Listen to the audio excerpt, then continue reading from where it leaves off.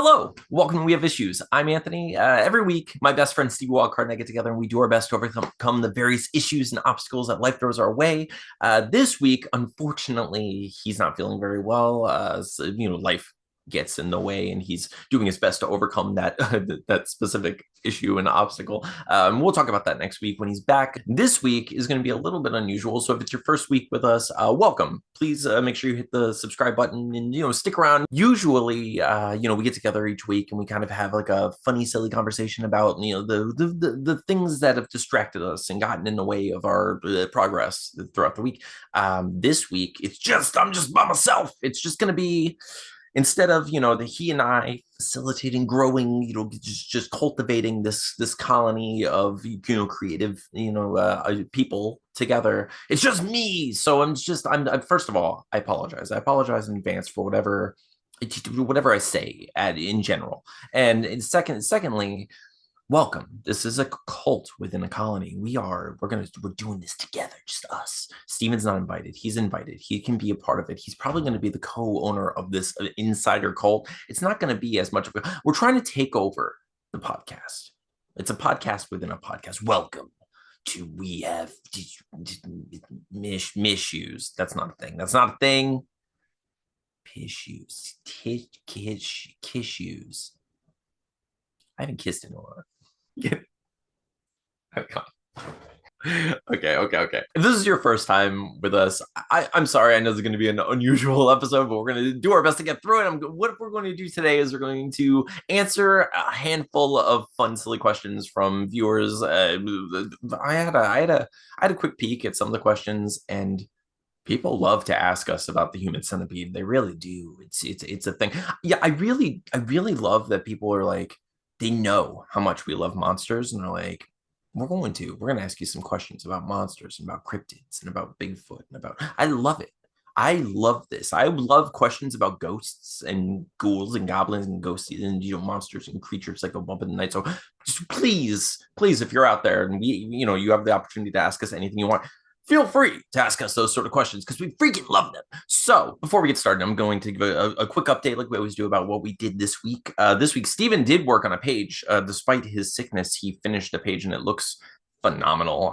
I'm so excited for how Deathless issue 3 is coming together. If you haven't read our comic, it's a D&D inspired superhero culty comedy called Deathless, and we're working on issue 3 right now. Issues 1 and 2 are available online. You can find them on our website at wehaveissuespodcast.com. You can also find them on Amazon, other places. But we are working on issue 3. We're trying to get as much done as we possibly can before launching a Kickstarter and like getting out into the world. And that's what we've done. Previously on We Have Issues, we freaking like launched Kickstarters when we were like midway, not quite midway through making books, and I kind of liked it. Like now that we've had experience waiting longer, I don't like it. Like I like that extra sense of fuel, like the spark that you get from knowing that people are interested. Like it does help, and I hate that. I hate that it helps, but it does.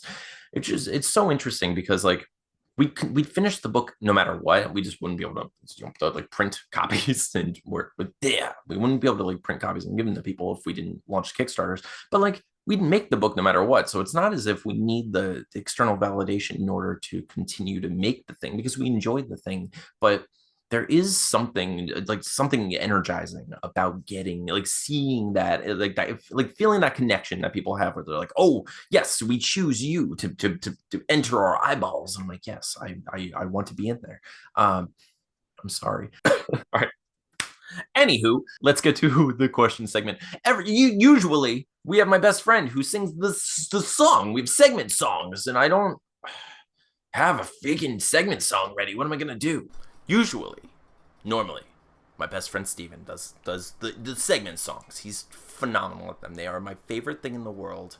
Every time, every syllable is just golden. It's like he has like the Midas touch for like my ears. Like I feel like it just enters my ear canal, and I'm just like I fall in love with him over and over again every time. But he's not here. He's failed me. So now you have to suffer through whatever I'm about to do, which I apologize. Here we go.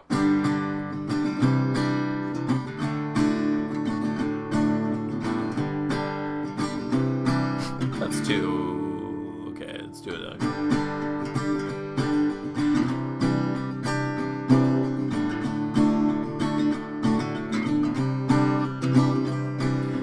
have some questions from the colony. People want to know all about me. I mean, really, they want to know about Steven, but they just are stuck with this guy instead. Oh, God. I'm sorry. Alright, here we go. Ready? People ask us a lot of questions about monsters and the like. Don't know if I'm gonna have answers, but you know I will try. I know all about vampires and werewolves and Bigfoot. You know I will do my best to answer as I should. Didn't really rhyme, but you know who cares? Steven is not here. He's the best at doing these songs. I mean, that much is clear. But I try my best to answer all the things that I can. I answer all the silly questions, I'm only a man. It's questions from the colony, usually with Steven and Anthony. But this time I am all alone. I should have had Steven on the phone, but he's sick, he's not feeling well. I hope he's feeling better, oh well. He is kind of in hell, and I hope feels happy about himself now that we get this question colony song. Oh my God, it's really long. I have to stop now so I can answer things. What am I doing? I hope my phone rings and Steven's on it so he can take over and I don't have to do this anymore. Oh my God, I'm sorry. Okay, let's go. Okay. It's questions from the colony with Steven and Anthony. Except for Steven's not here, so the lyrics don't work. Oh my gosh, I feel like a jerk because Steven is so much better at the songs than I am. Question from the colony. Okay, so every once in a while, we put it out into the world and we're like, do you have questions? We have answers. Are we good at them? No. Yes. I don't know. But we do it. We keep going. I mean, we're at 197 episodes. We're not stopping now. We're going to keep answering these questions as long as you have them. So let's get into them. First up, Dinosaurus asks, is it just a coincidence that you're recording at the same time as Don't Make a Weird podcast? No, it's not a coincidence. I meticulously plan it that way because I want an excuse to make myself feel better about you not inviting us on the show. That's what it is. So I'm just like, I would like to be on the Don't Make It Weird podcast, but since I know they're never going to invite me, I can just pretend that since we're recording, that's the reason they don't invite me. You know, it's like, it's solid logic. It checks out and it makes me feel good about myself. J.M. Goldmeyer asked, is the seashell that you found in a lake still a seashell? Yes, it is. I imagine, right? Especially where I am.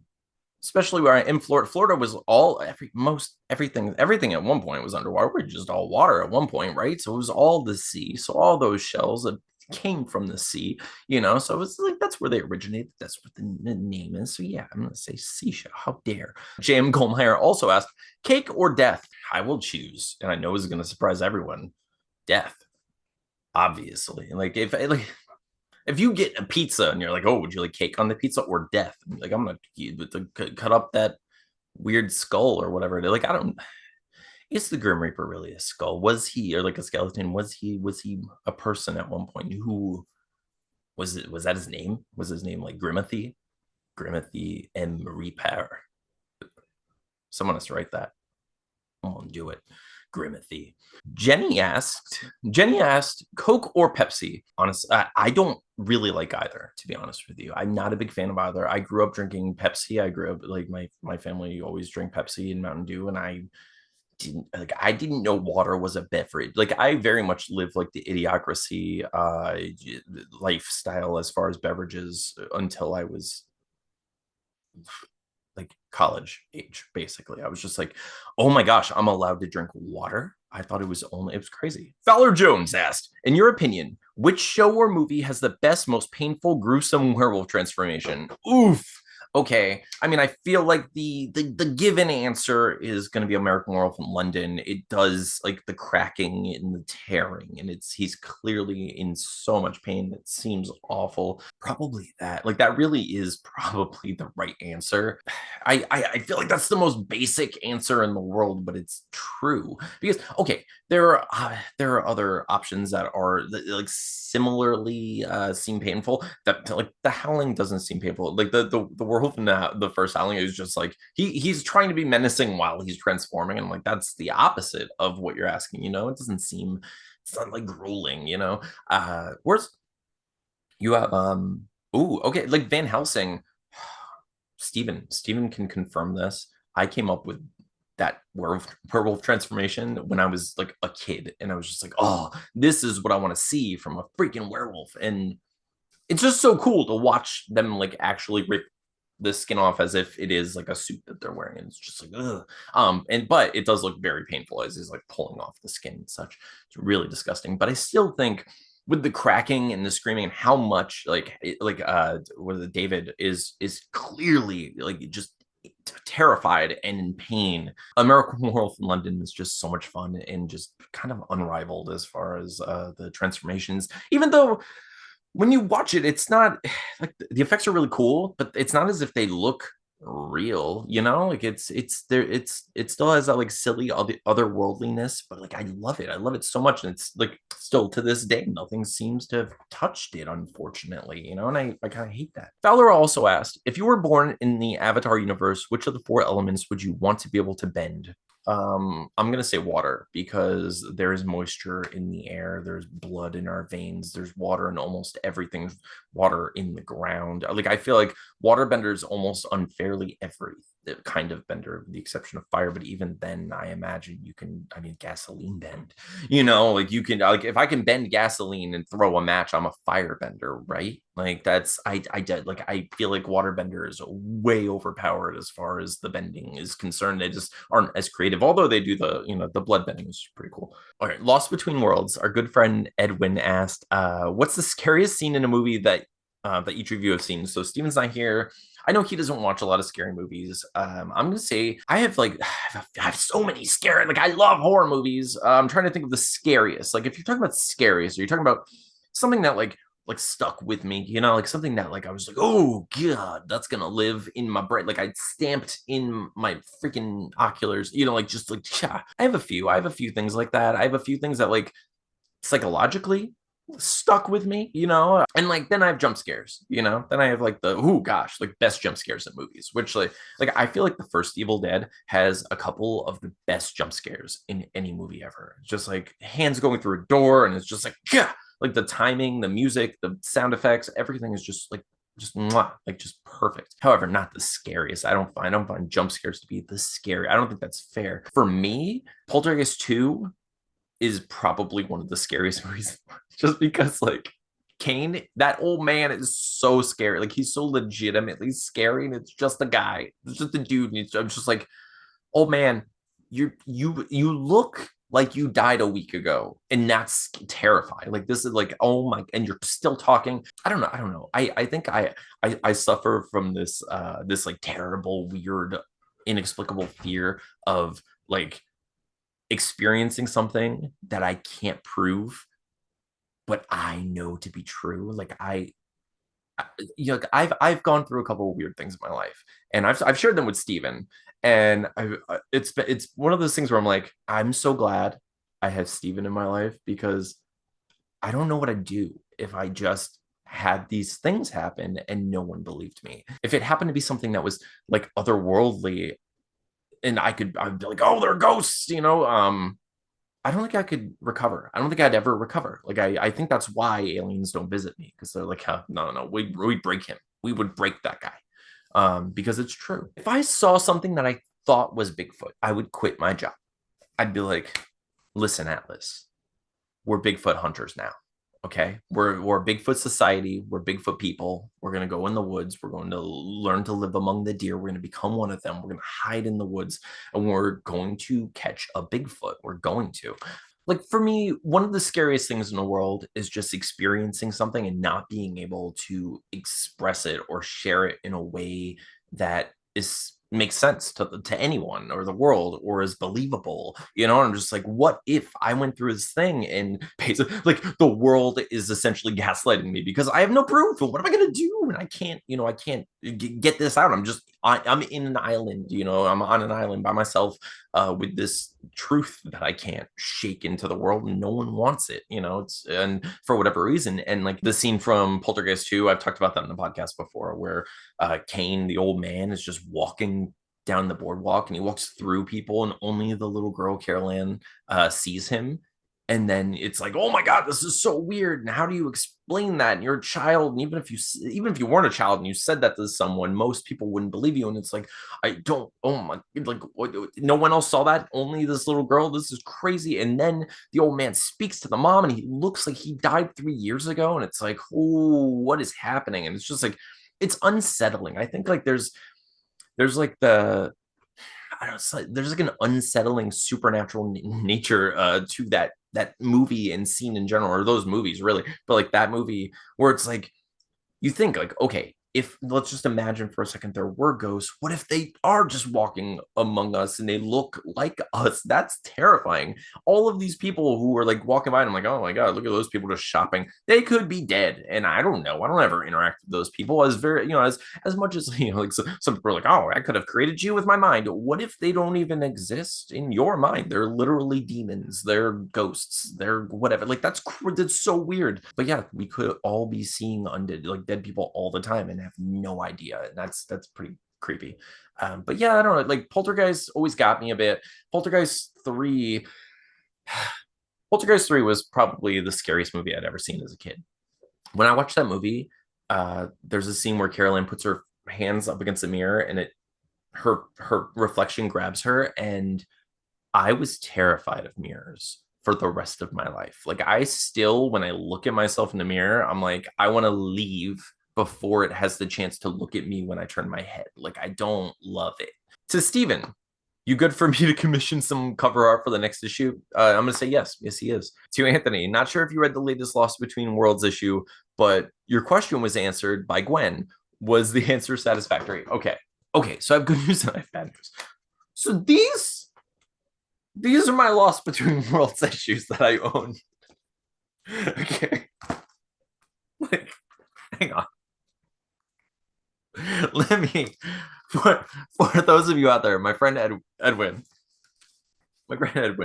makes this incredible book, this first issue of Lost Between Worlds. It's a wonderful book, and everyone should read it. And we have cameos in it. We have cameos in issue 3, and I remember seeing it, and I know I read a good chunk of it digitally, and I was waiting for the physical copy. Dude, I've been such a mess lately as far as like reading anything at all. I actually read my first book of the year this week for a job. I was thankfully I was hired by someone to do some like editing work, and I was like, I can finally have an excuse to read and also to make money, So I was like, but to answer your question, I'm sorry, no, I've not read it yet. But the good news is I'm going to read it this week. I'm going to find it for sure, 100%. It's in my room. I've been a mess. Don't just know that I've been a mess lately, and I'm sorry. Producer Sean, I love you so much. Producer Sean has a few questions, and I'm going to answer them as quickly as possible. Who is your daddy, and what does he do? Kindergarten Cop. Do you like scary movies? Scream. What's the most you ever lost in a coin toss? No Country for Old Men.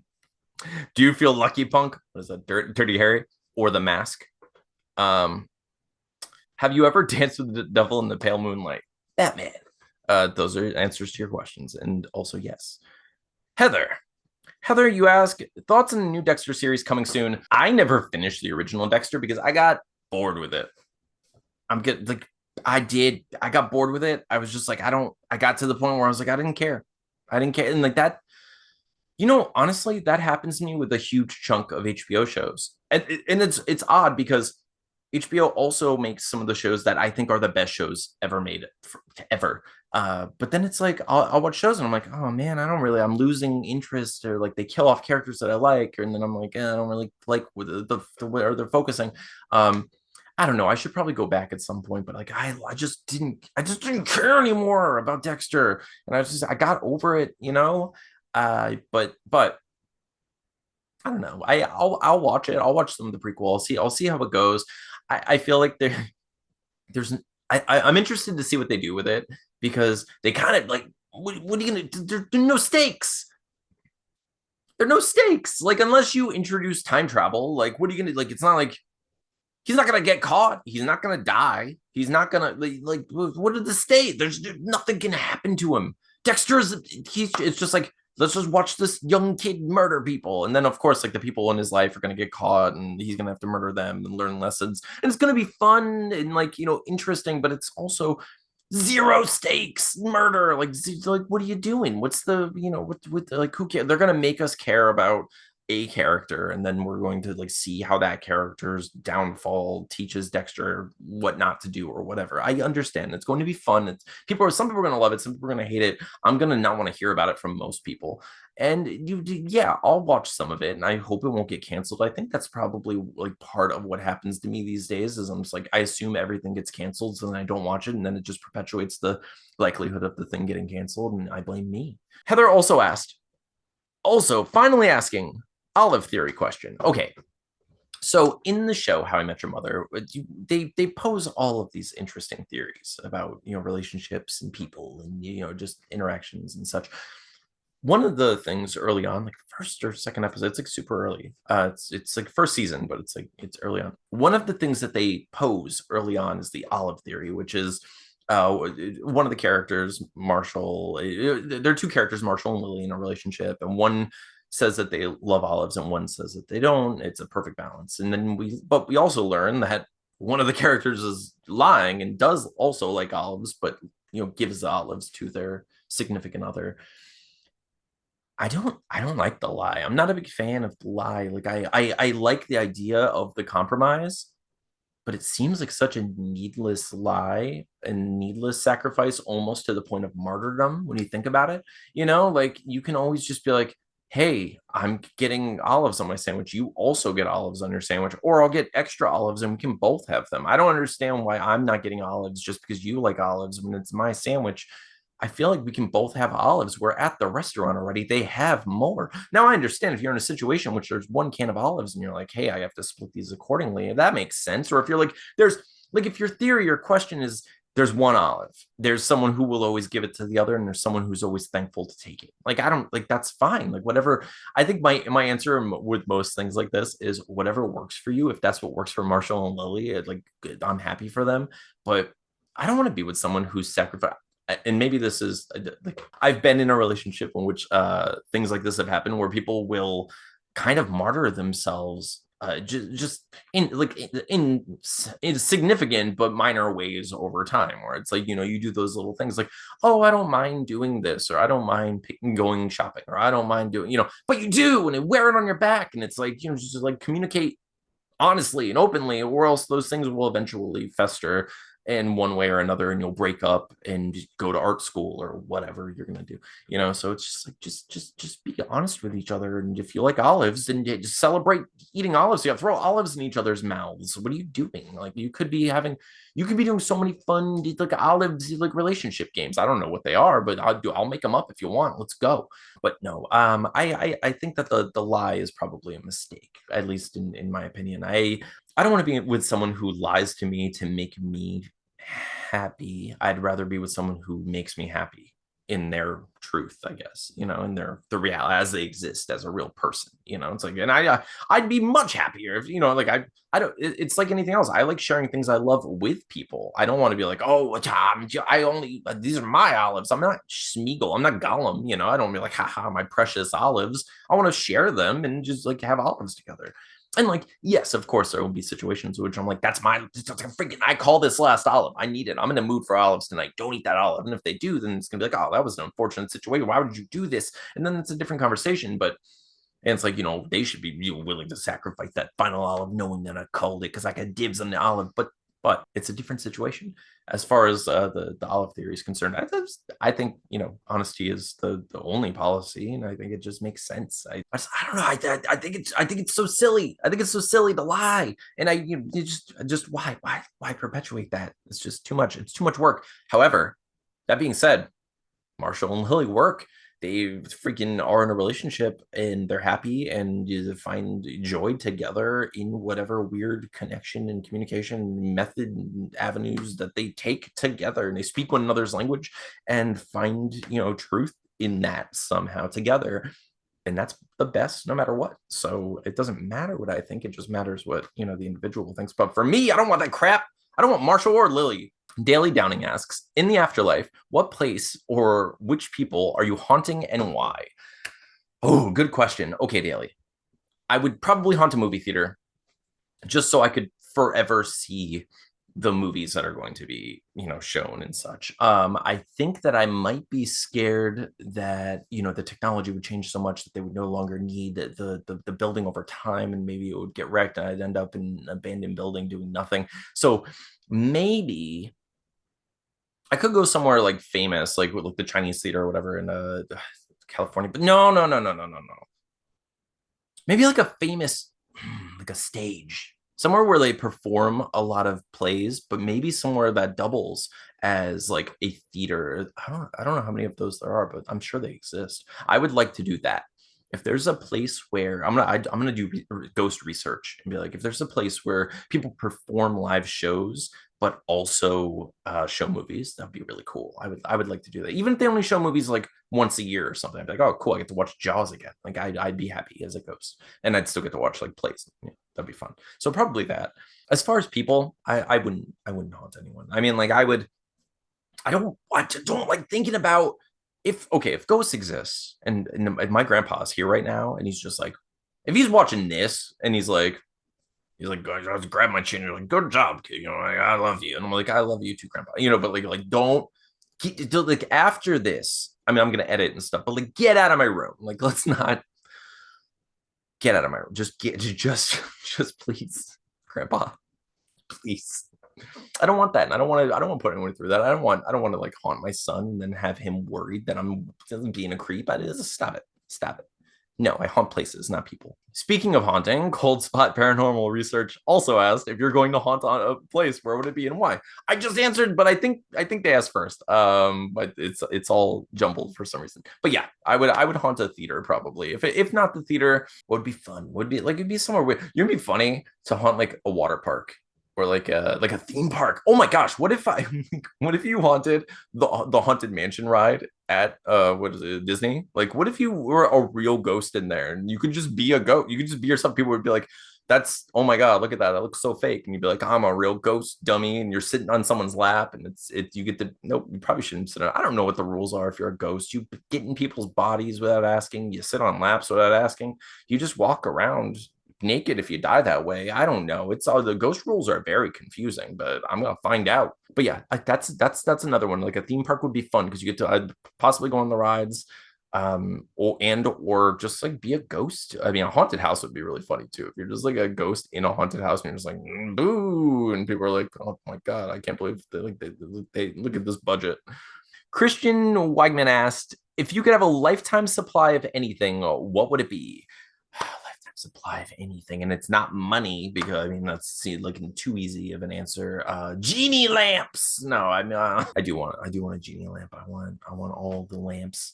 No, if I could have a lifetime supply of anything, it would, honestly, I hate it. I'm in a place right now with my life where like everything I think about, I'm just like, oh, how can I make money with that so I can get out of my retail job?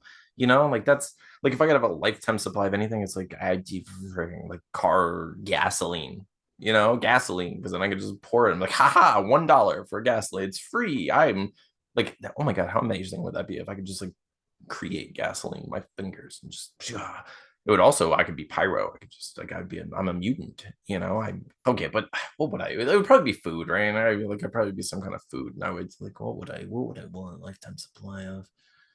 What do I use a lot? I mean, I think gasoline is a good answer, but electricity is a good one too, generally speaking, and it's going to probably be more sustainable over time. Lifetime supply of electricity. I mean, like I could, like if I just could power everywhere I am, that would be, and like no matter what, like I'm holding my phone right now, and instead of 61% battery, it's just 100% battery. It's always charged. That'd be pretty cool. All right, let me see. Okay, we have a bunch of questions from Levi. Levi asks, "Can ghosts have sex? How do they do it?" I'm glad you came to me with this. Ghosts, one, can have sex. Ghosts can have sex with each other. They are able to freaking they can splash around in their own ectoplasm. Like they can swirl and mix in a, they become a ghost smoothie. That's A boothie. No, that's not a thing. That's not a thing. You can't say that. That doesn't mean anything. It's not funny. Sextoplasm. How do they do it? Yeah, so I think ghosts can have sex with each other. They can also, I mean, with consent, they could possess people and have sex. Like with it's a humans are ghost condoms. Humans are just ghost condoms. That's all we are. We don't. They don't want to make other ghosts. Maybe that's where souls come from. Okay, hang on. Hear me out. Hear me out. So, ghost sex leads to a soul. If they wear a ghost, if they wear a ghost condom, they just make a new condom. They make new they make new Muppets, which is just a meat puppet, which is us, the Muppets. Yeah. We're just, I mean, if you think about it, we're just ghost condoms. When's the last time you cried? Just now. No. Last time I cried, yesterday, I watched The Sandlot with Atlas, and like there was just that toward the end, see, toward the end when they're talking about their friends and how some just disappear and things just happen. I'm just like, just like this is too real for me right now. I'm dying. Yeah, I cried watching The Sandlot. Movies get me pretty often. Let me see. Did you read any SCP stories? No, I haven't read those. Let me see. What's scarier, flying giant squid or swimming ostrich? Flying giant squid. Oh my gosh, it's a freaking kill Thulu. Like that's you don't want that in your life. Like a swimming ostrich can just it's gonna be. I mean, good for that bird, right? Okay, what would happen if humans laid eggs? If they laid them? Well, first of all, what would happen is there'd be more cannibals. I'm not gonna lie. That's just what would happen. It would happen. Like people would eat human eggs. Like you would hear about it, and it wouldn't be great. Uh, we would okay. People would eat them. We would also have weird YouTube shows about it. We would have more reality shows about the city. We would have we would have companies dedicated to like the comfort of the egg and like the warmth of the egg and there would be, I mean, there would be all the, just arguments about, like when the egg is alive versus when it's food. It's just I don't, it would be too complicated. But the reality is, the truth is, if humans laid eggs, it would have just been natural, and that's just the way things are. We would just act like it was a normal thing. If it happened suddenly, like if tomorrow, instead of giving live birth, we were just like, oh, every human on earth who was supposed to have a baby laid an egg, it would be incredible. Like that would be mind blowing. Let's say, okay, front, back, middle of human centipede, Daniel, Sean, and Dina. Okay, so if we're gonna make a human centipede with 3 people, and it's going to be Daniel, Sean, and Dina of the Don't Make It Weird podcast, which you should go check out right now. Daniel, Sean, and Dina. I think we already answer this. Let me think. Dina's going in the front. I'm sorry, but that's the most comfortable and least uncomfortable. Then I'm sorry, but it's gonna be Sean, and then Daniel in the back, just for everyone's comfort. I think that's probably the most. That's what they would all prefer. I think all of them. I think. Let's see. Are humans gods?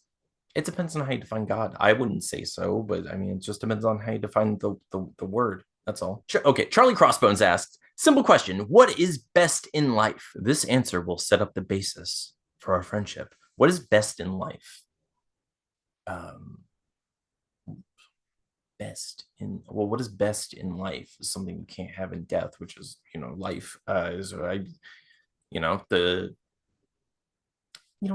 Obviously the answer is love. Let's not, I mean, and I don't mean just simply romantic love, but I mean in general, like joy, happiness, compassion, altruism, decency, love. The big capital L, just love is the best thing that we do.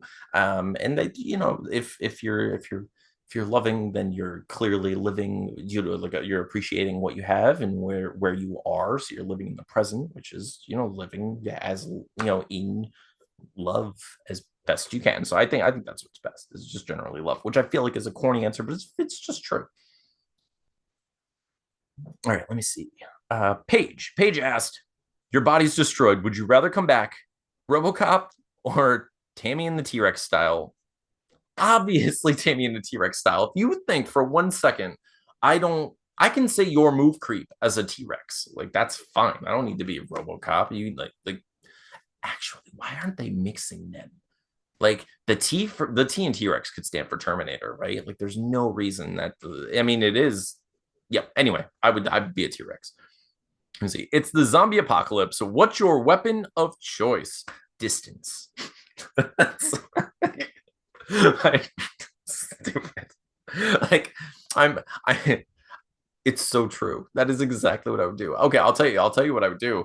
I would stay in my house.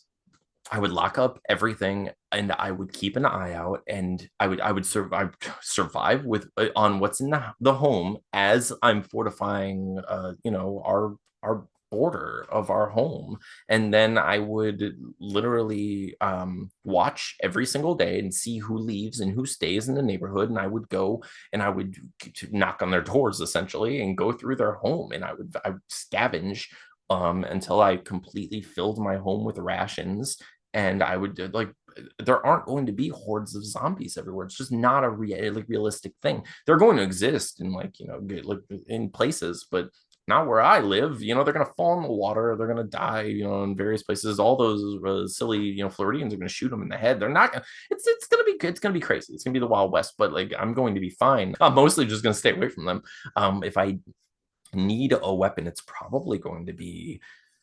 I mean, I don't want something that's going to get stuck in a zombie, maybe like a cleaver or, but I need something that's going to like pierce the brain, I think. So, it might need to be a sword. It might need to be something, something like that. But I don't know. I mostly would just try to completely avoid them at all costs. I mean, I've of course have guns and such, but like I'd rather not ever have to use them. Would you eat ethically sourced human flesh for $1,000? No, that's not enough. That's not enough money. There are too many people in the world who are like, here's $1,000 and also my toe. And I'm like, I don't want to eat your toe. Get out of here. No, no, I wouldn't. I'm not sure I could swallow human flesh for $1,000. $2,000 on the other hand, I will eat just about whatever you want to put in front of me. I mean, come on. This is like, but like that's what like I'm surprised we haven't gotten to that point. Like, where's the new Fear Factor where it's like eat George, and George is like, I'm holding the camera, and they're like, yeah, not for long. Okay.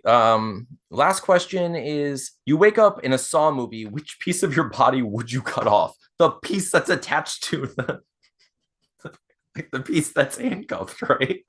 It'd be so weird to just be like, my left shoulder. Like it's like who needs it? I never liked that one. Like no, it's like whatever. And by the way, I would not just chop off. That would never happen. I would not chop off my body parts until I was like beyond sure that I could reach something or get something or break the wall. Like it's like the amount of time I would spend. I would like you can survive for a while without food. It's okay, Like if anything, I'm gonna let myself wear away a little bit so then I have less stuff to cut through. Like what do you take? Like yes, I'd be a little bit like a little weaker when I'm doing the sawing, but like come on. No, I don't. I felt the first Saw movie, there was so much like they could have done more. It's crazy. I'm talking about the people in the room, not the filmmakers. The first Saw movie was great, but yeah, I mean, I would have they could reach some things. They could take off their clothes, take off the shirt, make a little rope with the saw that he had, and try to freaking reach the guy in the middle, reach the key, reach the like. There's so much they could do. Not to mention, what if he just got the key before it went down the drain, which wasn't a fair test to begin with? That didn't make any sense. Oh, God. I mean, that's not on the filmmakers, though. That's literally just Jigsaw is an unfair, demon. Okay, those are all of the questions we have for this week. I am so sorry that we're here without Steven today. I miss him. I can't wait for him to come back next week. I mean, I hope this was still fun. I know it's not as much fun without Steven because he makes me feel whole. He brings me joy and love, and I freaking miss him, and I'm nothing without him. So everyone in the comments below, wish him well and tell Steven you love him and you hope he feels better and you miss him and such.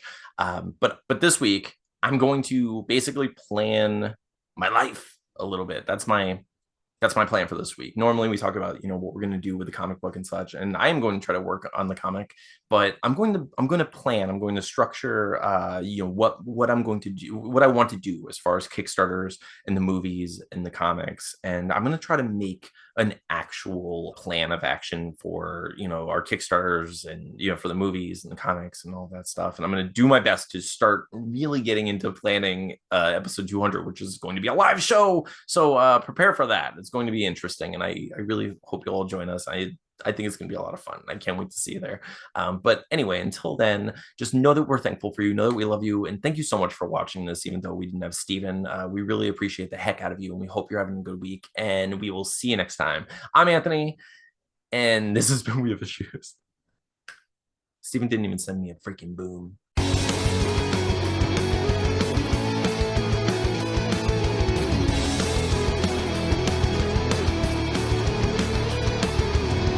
Segment song.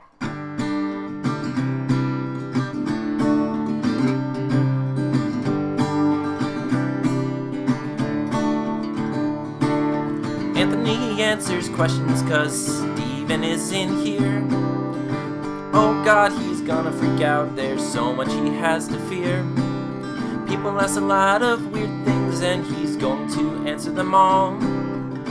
I hope that Steven is happy with himself after all. Oh man, I rhymed all with all. I can't do that. I gotta start all over again and do this. Questions from the colony. People try to answer for Anthony. They're gonna ask me all kinds of weird things and see what I think about goblins